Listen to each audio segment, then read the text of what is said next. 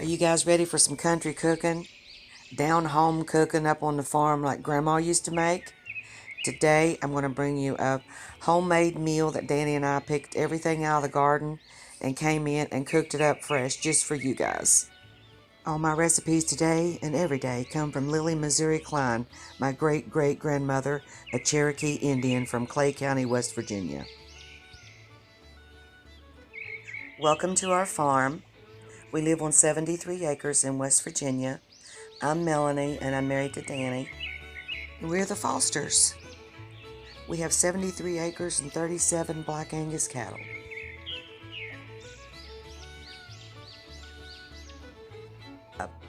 Pork broth noodles, pinto beans.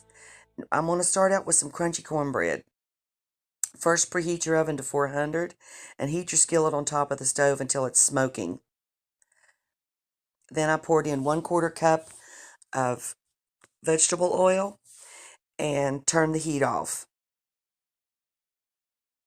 Pour the cold batter in the hot oil and put in a 400-degree oven.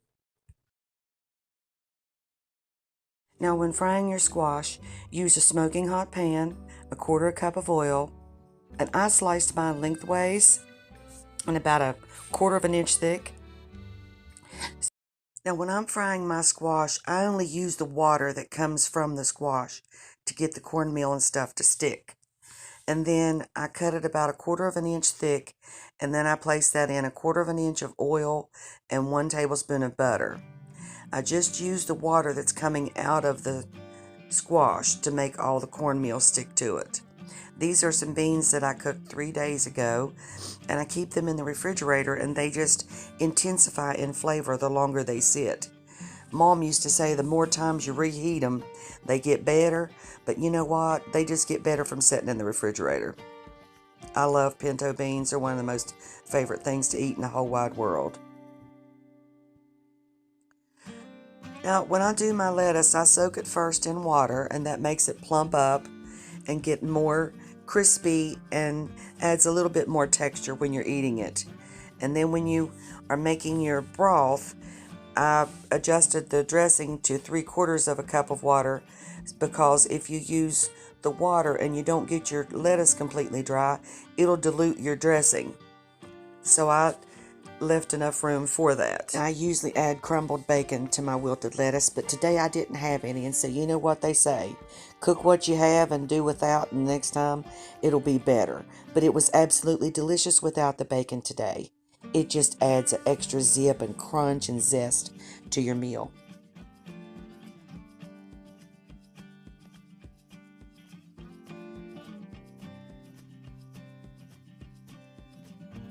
I used pot liquor today in my broth for my noodles, and it was yummy. I made fresh green beans yesterday, and I saved the pot liquor from that and cooked that with my pork broth, and it made delicious noodles.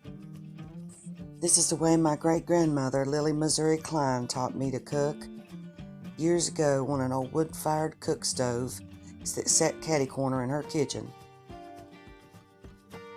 I want to thank everybody for stopping by my channel today. If you enjoyed the video, please like and subscribe. Hang with me next time and I'll cook up some victuals in the kitchen. I'm going to go out and pull some weeds out of my garden and pick some more squash and cucumbers and lettuce and see what else is coming in so I can cook for you guys tomorrow.